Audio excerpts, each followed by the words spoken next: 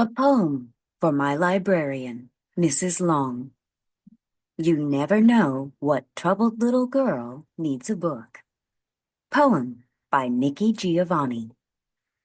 At a time when there was no TV before 3 o'clock p.m., and on Sunday none until 5 o'clock, we sat on front porches watching the JFG sign go on and off, greeting the neighbors, discussing the political situation, congratulating the preacher on his sermon.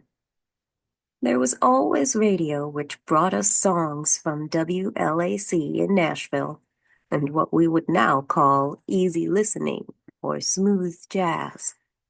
But when I listened, late at night with my portable that I was so proud of, tucked under my pillow, I heard Nat King Cole and Matt Dennis, June Christie and Ella Fitzgerald, and sometimes Sarah Vaughan sing Black Coffee, which I now drink.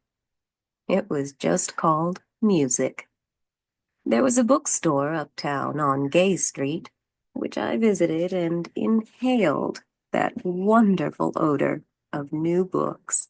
Even today, I read hardcover as preference, paperback only as a last resort, and up the hill on Vine Street, the main black corridor, sat our Carnegie Library.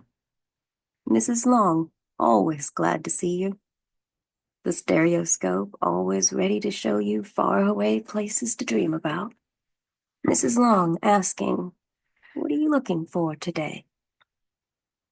When I wanted Leaves of Grass or Alfred North Whitehead, she would go to the big library uptown.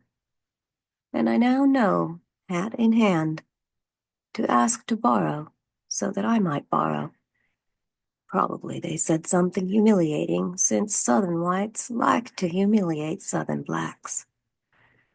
But she nonetheless brought the books back, and I held them to my chest, close to my heart, and happily skipped back to grandmother's house, where I would sit on the front porch, in a gray glider, and dream of a world far away.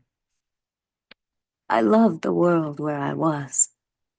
I was safe and warm, and grandmother gave me neck kisses when I was on my way to bed.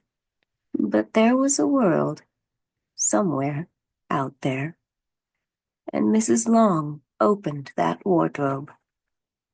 But no lions or witches scared me. I went through, knowing there would be spring.